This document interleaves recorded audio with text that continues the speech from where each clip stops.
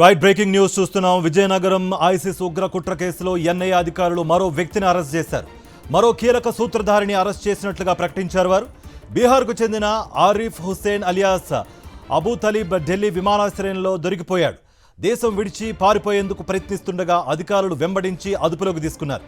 రేపు విశాఖపట్నం ఎన్ఐఏ కోర్టులో ఆరిఫ్ హుస్సేన్ను హాజరుపరచనుంది. ఎన్ఐఏ వివిధ ప్రాంతాల్లో ఉగ్రదాడులు చేసేందుకు ఆరిఫ్ ఆయుధాలను సమకూరుస్తున్నట్టుగా తెలుస్తోంది. దేశంలో ఉంటూ జిహాదీ కార్యకలాపాలు నిర్వహించేందుకు సిద్ధమయ్యారు. సిరాజ్ సమీర్ అరెస్టుల తర్వాత దేశం విడిచి వెళ్లేందుకు ప్రయత్నిస్తుండగా ఇవాళ ఎన్ఐఏ అరెస్ట్ చేసింది. ఉగ్రవాదులు సిరాజ్ సమీర్లతో కలిసి పనిచేశాడు ఆరిఫ్.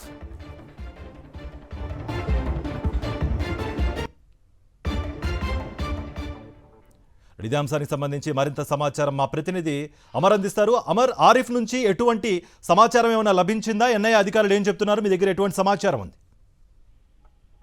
కార్తీక్, విజయనగరం ఉగ్ర కుట్ర కేసుకు సంబంధించి ప్రస్తుతం ఎన్ఐఏ ఇంకా దర్యాప్తు చేస్తా ఉంది. ఇప్పటికే ఇద్దరు నిందితులను సిరాజ్ సయ్యద్ ఇద్దరిని కూడా మే 18వ తేదీన అరెస్ట్ చేశారు. ఆ తర్వాత వాళ్ళు సమావేశాలు చాలా సార్లు కూడా అయినట్లుగా తెలుస్తుంది. అయితే ఇతర రాష్ట్రాల్లో ఉన్నటువంటి బీహార్ తో పాటు మహారాష్ట్ర, ముంబై ఇంకా చాలా ప్రాంతాల్లో కూడా ఉన్నటువంటి ఉగ్ర ఏదైతే దాడులు చేసేందుకు సిద్ధమవుతున్న వాళ్ళంతా కూడా ఒక్క దగ్గర చేరి ఒక కుట్రకు తెరలేపారనేది ఇప్పటికే ఎన్ఐఏ గుర్తించిన నేపథ్యంలో మొదట తెలంగాణ కౌంటర్ ఇంటెలిజెన్స్ పోలీసులు, ఇటు ఏపీ ఇంటెలిజెన్స్ పోలీసులు సంయుక్తంగా దాడులు నిర్వహించి సిరాజ్ తో పాటు సయ్యద్ ని అదుపులోకి అయితే తీసుకోవడం జరిగింది. వారు ఇచ్చిన సమాచారం మేరకు కీలకంగా నిందితులను అరెస్ట్ చేసేందుకు అయితే ఇప్పటికే ఎన్ఐఏ అధికారులు సిద్ధమైన నేపథ్యంలో దేశం విడిచి పారిపోయేందుకు సిద్ధమవుతున్నటువంటి మరో ఉగ్ర కుట్రలో భాగమైనటువంటి నిందితుడు బీహార్ చెందినటువంటి ఆరిఫ్ హుస్సేన్ అలియాస్ అబూ తలీబ్ సంబంధించిన వ్యక్తిని ప్రస్తుతం ఎన్ఐఏ అధికారులు అయితే అదుపులోకి తీసుకున్నారు. ఢిల్లీ ఎయిర్పోర్ట్ నుంచి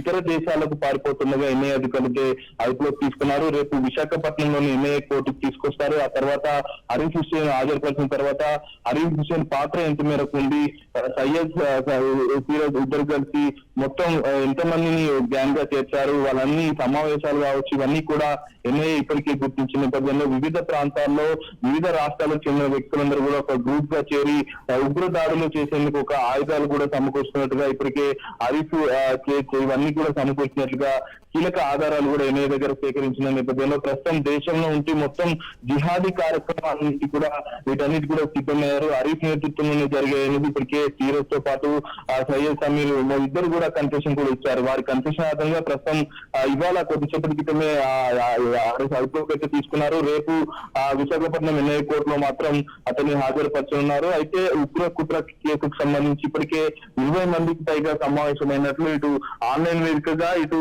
తరచూ ఏదైతే వెబ్ లోని కాకుండా కొన్ని హోటల్లో కూడా సమావేశాలు ఏర్పాటు చేసినట్టుగా గుర్తించిన నేపథ్యంలో ఇంకా అరెస్టులు కొనసాగుతాయని కూడా ఎన్ఐఏ అధికారులు అయితే చెప్తా ఉన్నారు. వాళ్ళ ఐడీలకు సంబంధించి ఏదైతే ఉన్నటువంటి కెమికల్స్ ద్వారా పూర్తి స్థాయిలో రాష్ట్రం దేశంలో అన్ని రాష్ట్రాల్లో దాడులు నిర్వహించేందుకు అయితే తీవ్ర సిద్ధమైన నేపథ్యంలో వారిని అరెస్ట్ చేసిన తర్వాత ఇంకా అరెస్ట్ సంఖ్య పెరిగే అవకాశం అయితే కనబడుతుంది. ప్రస్తుతం రేపు నిందితుని ఎన్ఐఏ విశాఖపట్నం కోర్టులో కూడా హాజరుపరిచే అవకాశాలు అయితే కనబడుతున్నాయి. రైట్ అమరేందర్.